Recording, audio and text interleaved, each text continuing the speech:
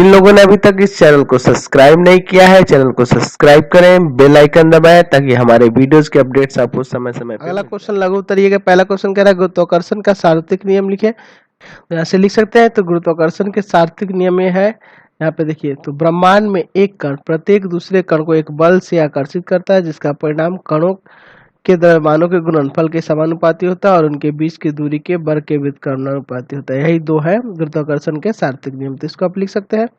Question number 3 देखिए, कह रहा है कि दो वस्तुओं के बीच लगने वाले गुरुत्वाकर्षण बल क्या होगा। गुरुत्वाकर्षण बल क्या होगा, है ना। तो आपको गुरुत्वाकर्षण बल F बराबर होता है formula G into M1 into M2 by r square. ये फॉर्मूला अब जानते हैं। अब इस क्वेश्चन को पढ़ते हैं। पहला कह रहा है कि एक वस्तु का द्रव्यमान 2 गुना हो जाए। तो एक वस्तु का जब यहाँ द्रव्यमान 2 गुना कर दिएगा तो यहाँ क्या हो जाएगा, F बराबर हो जाएगा G into 2M1 into M2 बटा आर स्क्वायर, है ना।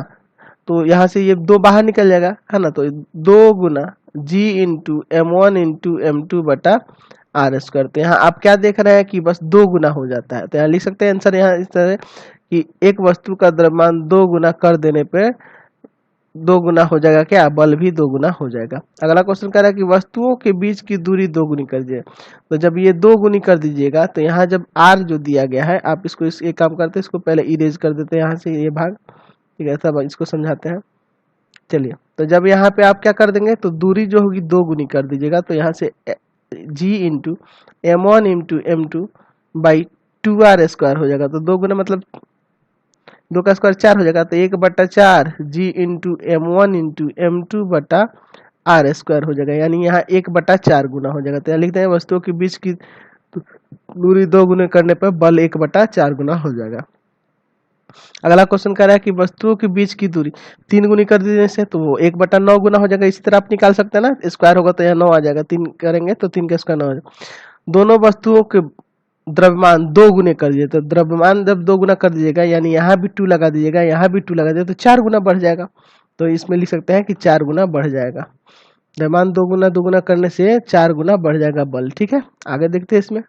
तो अगला क्वेश्चन नंबर 4 देखते हैं। कह रहा है गुरुत्वाकर्षण के सार्वत्रिक नियम का क्या मतलब। तो सार्वत्रिक नियम यहाँ से हम लोग, आप सार्वत्रिक नियम आप जानते हैं कि सार्वत्रिक नियम जो होता है क्या करता है, तो दो वस्तुओं के बीच लगने वाले आकर्षण बल को बतलाता है। कि इस नियम से आपको यही पता चला कि ब्रह्मांड में जितनी भी वस्तुएं एक दूसरे को आकर्षित करती हैं और वो आकर्षण बल जो होता है, इसमें देखे थे सार्वत्रिक नियम है कि इनके दूरी के गुणनफल के समानुपाती होता है और इनके बीच की, है ना, सॉरी, इनके द्रव्यमान के गुणनफल के समानुपाती होते हैं और इनके बीच की दूरी के वर्ग के व्युत्क्रमानुपाती होता है। दो चीज है ना, ठीक है। तो वही आप लिख सकते हैं।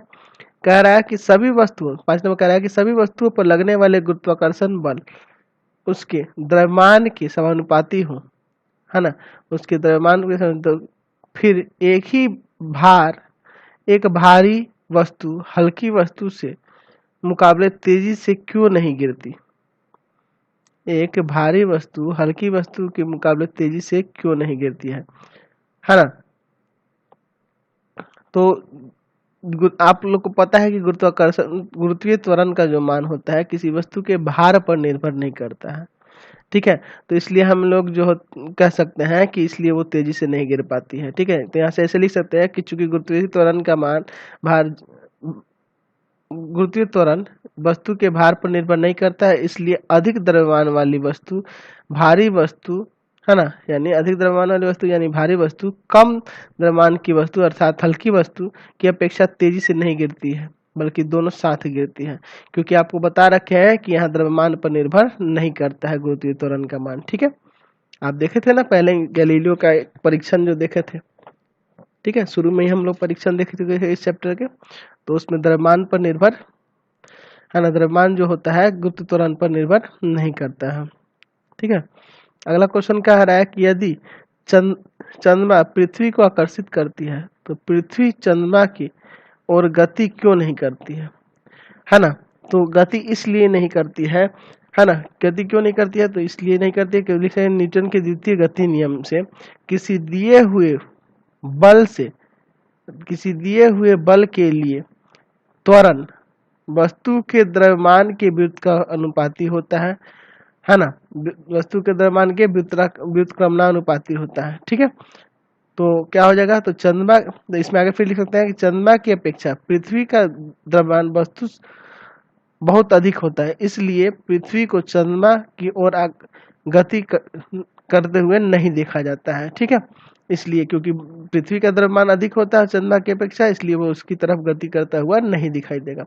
ठीक है, अगला क्वेश्चन कह रहा है 7 नंबर की, किसी वस्तु के द्रव्यमान और भार में क्या अंतर है। तो आप द्रव्यमान और भार का अंतर यहाँ से ऐसे लिख सकते हैं, कि द्रव्यमान वस्तु का द्रव की मात्रा है और भार पृथ्वी द्वारा वस्तु पर, है ना, पृथ्वी के केंद्र की ओर लगे गुरुत्व बल के बराबर होता है। फिर उसका कहना है कि द्रव्यमान केवल परिणाम होता है, अदिश राशि होता है, इसका परिणाम और दिशा दोनों होता है, सदिश होता है। इसको दंडाकार तुल्य से मापा जाता है द्रव्यमान को, और इसको कमानीदार तुला से नापा जाता है। ठीक है, और द्रव्यमान को दंड तुला से मापा जाता है, तो हो गया ना। और फिर आगे से लिख सकते हैं कि द्रव्यमान का ऐसे ही मात्रक केजी होता है, उसका न्यूटन होता है। ठीक है, क्वेश्चन नंबर 8 कह रहा है कि किसी वस्तु का चंद्रमा पर भार पृथ्वी के भार का 1/6 गुना क्यों होता है। तो आपको पता है कि भार जो होता है, किसी वस्तु का भार, वो समानुपाती होता है किसके, गुरुत्व त्वरण के, जी के मान के। तो वहाँ जी का मान जो होता है, पृथ्वी पे होता है आपका गुरुत्व त्वरण का मान 9.8 मीटर प्रति सेकेंड स्क्वायर, और वहाँ चंद्रमा पे जो होता है, चंद्रमा पे होता है 1.6 मीटर। तो ये लगभग 1/6 ही होता है इसका, इसलिए वहाँ 1/6 होता है। तो यहाँ पे ये लिख सकते हैं आप। क्वेश्चन नंबर 9 कह रहा है कि एक मित्र M अपने मित्र N के लिए पृथ्वी के ध्रुव के पास की जगह पर कुछ सोना खरीदने के लिए विषुवत वृत्त के पास रहने वाले N को देता है। क्या N खरीदे हुए सोना के भार से संतुष्ट है, यदि नहीं तो क्यों।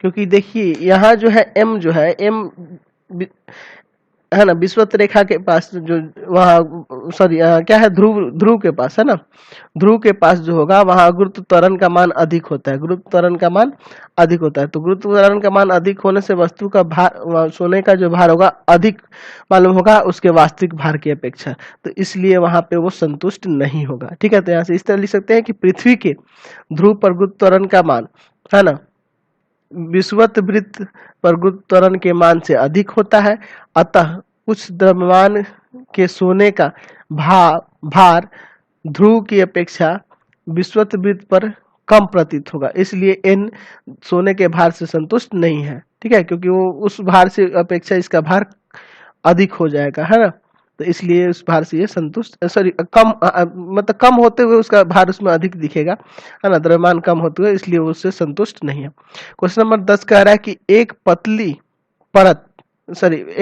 परंतु मजबूत डोरी से बने पट्टे की सहायता से किताबों के भरे स्कूल बैग को उठाना कठिन होगा, क्यों।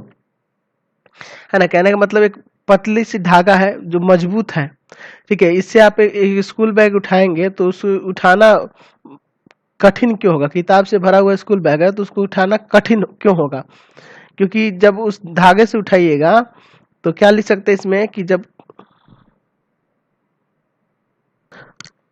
एक पतली डोरी से बने पट्टे की सहायता से किताब के भरे हुए बैग को उठाते हैं तो बैग का सारा भार हमारे हाथ पर पतली डोरी से बहुत कम क्षेत्रफल के बराबर क्षेत्रफल पर आरोपित होता है ना। तो हाथ से उठाइएगा उसकी अपेक्षा वो धागे पे वो सारा बल आरोपित होगा, जिससे हाथ पर अत्यधिक दाब पड़ता है ना, धागे पे पड़ने के कारण वो हाथ पर अत्यधिक दाब पड़ेगा, इसलिए पतली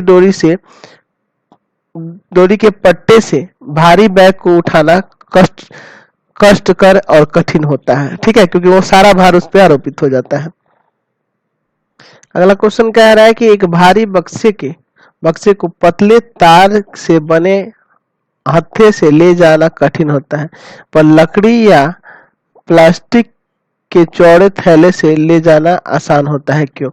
तो आपको ये बता दें कि धागे से उठाएंगे तो सारा बल वहीं आरोपित हो जाएगा, पतले तार से उठेगा तो सारा बल उसी पे आरोपित होगा, लेकिन जब लकड़ी या प्लास्टिक का चौड़ा थैला होगा और एक बक्से को उसमें रखिएगा तो उसमें क्या होगा कि वो उस पे चारों तरफ उस पे बल आरोपित होगा, जिसके कारण आपको कम महसूस, चारों तरफ दाब आरोपित करेगा और क्षेत्रफल बढ़ जाता है ना। वस्तु का क्षेत्रफल जब बढ़, आपको पता है कि दाब बराबर होता है बल बटा क्षेत्रफल, तो बल तो बराबर लगेगा लेकिन क्षेत्रफल अधिक हो जाने के कारण, वो थैला का क्षेत्रफल अधिक हो जाने के कारण क्या होगा कि आपको कम दाब महसूस होगा।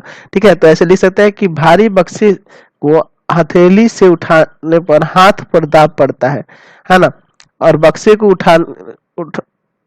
को उठाने में लगा भार तो नियत रहता है ना, लेकिन क्षेत्रफल अधिक हो, अतः क्षेत्रफल अधिक हो तो दाब कम हो जाएगा, यानी वही थैला में जब उठेगा तो दाब कम हो जाएगा, इसके कारण वो आसानी से सुविधाजनक होता है उसे ले जाना। अगला क्या है, उत्प्लावकता से आप क्या समझते हैं? इस तरह से लिख सकते हैं कि द्रव में डूबी हुई वस्तु पर उस पर की ऊपर की ओर एक बल लगता है, जिसके कारण उसके भार में एक आभासी कमी आ जाती है। इस ऊपरमुखी बल को उस वस्तु पर द्रव की उत्प्लावकता कहते हैं। ठीक है, तो ऐसे लिख सकते हैं।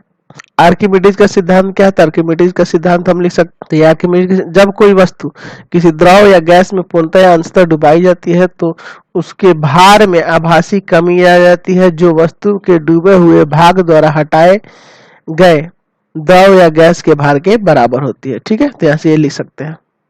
14 नंबर कह रहा है कि पानी की सतह पर रखने पर कोई वस्तु क्यों डूबती है या तैरती है?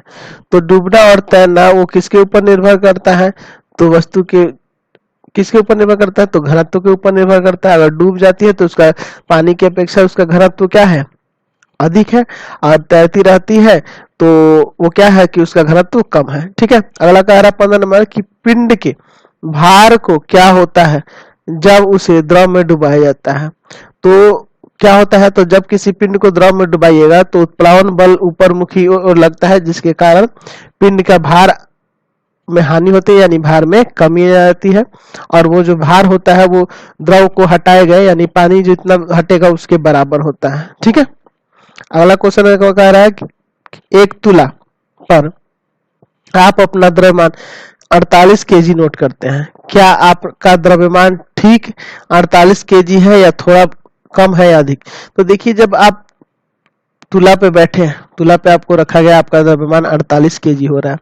ठीक है, तो आप क्या आप में ये जो द्रव्यमान है ये ठीक है, थोड़ा कम है या अधिक है? तो जितना दूर आप में बैठिएगा, तो आप आर्किमिडीज के सिद्धांत में जानते हैं द्रव या गैस के लिए, तो वायु भी है, यहाँ चारों तरफ वायु है, तो वायु उतना दूर हट जाएगा। हाँ, क्या हो जाता है, वायु उतना दूर हटेगा, जितना वायु हटेगा उतना ही आपके भार में भी आभासी कमी आ जाएगी, है ना। तो वो कितना क्या हो जाएगा, तो आपका द्रव्यमान 48 केजी से थोड़ा वास्तविक कम होगा। तो यहाँ लिख सकते हैं कि हमारा द्रव्यमान 48 केजी से कुछ अधिक होगा, है ना। हमारा द्रव्यमान 48 केजी से कुछ अधिक होगा, क्योंकि जब किसी वस्तु को तुला के पकड़ने पर तुला के पलड़े पर रखा या तौला जाता है तो कुछ हवा को विस्थापित करती है ना, वह कुछ हवा को विस्थापित करती है, और आर्किमिडीज सिद्धांत के अनुसार वस्तु द्वारा हटाए गए हवा के भार का उत्प्लावन बल वस्तु पर ऊपर मुखी के ऊपर लगेगा, जिसके कारण क्या हो जाता है, भार में कुछ कमी आ जाएगी, है ना, वस्तु के भार में कुछ कमी हो जाएगी। तो यहाँ लिख सकते हैं कि वस्तु के भार में कुछ कमी हो जाएगी।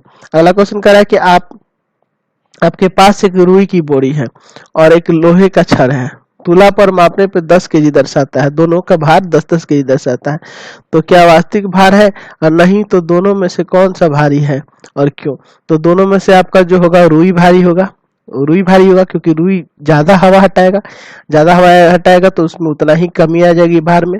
लिख सकते हैं कि तुला में दोनों पलड़े पर रखी हुई रुई की बोरी और लोहे की छड़ की भार बराबर नहीं है, क्योंकि रुई वास्तविक भार लोहे के वास्तविक भार से अधिक होगी, है ना। तो यहाँ रुई का भार अधिक होगा। क्वेश्चन नंबर 18 देखते हैं, लोहे की कील पारे में तैरती है परंतु पानी में डूब जाती है, क्यों?